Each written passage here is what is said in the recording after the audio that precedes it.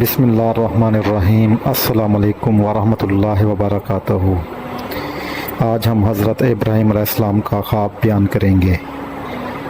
اگر آپ نے ہمارا چینل سبسکرائب نہیں کیا تو ہمارا چینل سبسکرائب کر دیں، ویڈیو کو لائک کر دیجیے گا اور شیئر کرنا نہ بھولیے گا، جزاک اللہ۔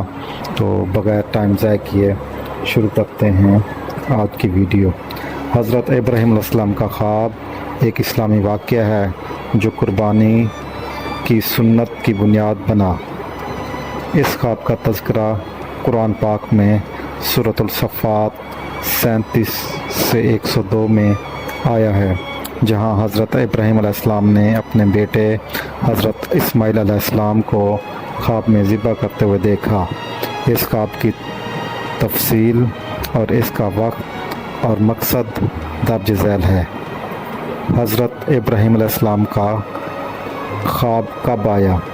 حضرت ابراہیم علیہ السلام کو یہ خواب اس وقت آیا جب ان کے بیٹے حضرت اسماعیل علیہ السلام کچھ بڑے ہو چکے تھے اور ان کے ساتھ زندگی کے مختلف کاموں میں مدد کرنے لگے تھے۔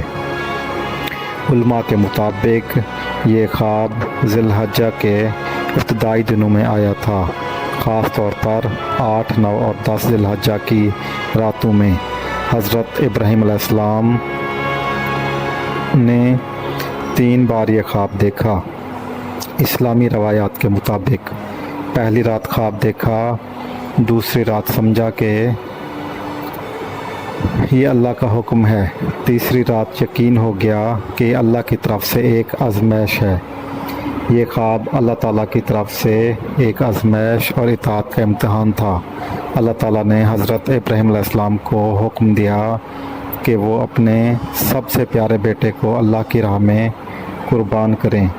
یہ خواب محض کوئی تصوراتی بات نہ تھی، بلکہ ایک الہی وحی کی صورت میں حکم تھا جسے حضرت ابراہیم علیہ السلام نے بغیر کسی ہچکچاہٹ کے قبول کیا۔ خواب کی تعبیر اور عملی قدم۔ حضرت ابراہیم علیہ السلام نے اپنے بیٹے سے مشورہ کیا، جیسا کہ قرآن میں آیا ہے: اے میرے بیٹے، میں خواب میں دیکھتا ہوں کہ میں تمہیں ذبح کر رہا ہوں، تمہاری کیا رائے ہے؟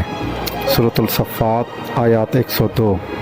حضرت اسماعیل علیہ السلام نے جواب دیا: اے میرے والد، جو حکم آپ کو دیا جا رہا ہے اسے پورا کیجیے، انشاءاللہ اللہ مجھے صابر پائیں گے، آپ مجھے صابر پائیں گے۔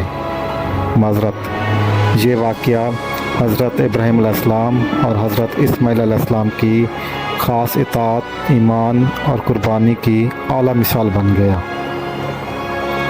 سنت ابراہیمی اور عید الاضحیٰ۔ حضرت ابراہیم علیہ السلام نے قربانی کے لیے چھری چلائی تو اللہ تعالیٰ نے حضرت اسماعیل علیہ السلام کو بچا لیا اور ان کی جگہ ایک دمبا بھیج دیا جسے قربان کیا گیا۔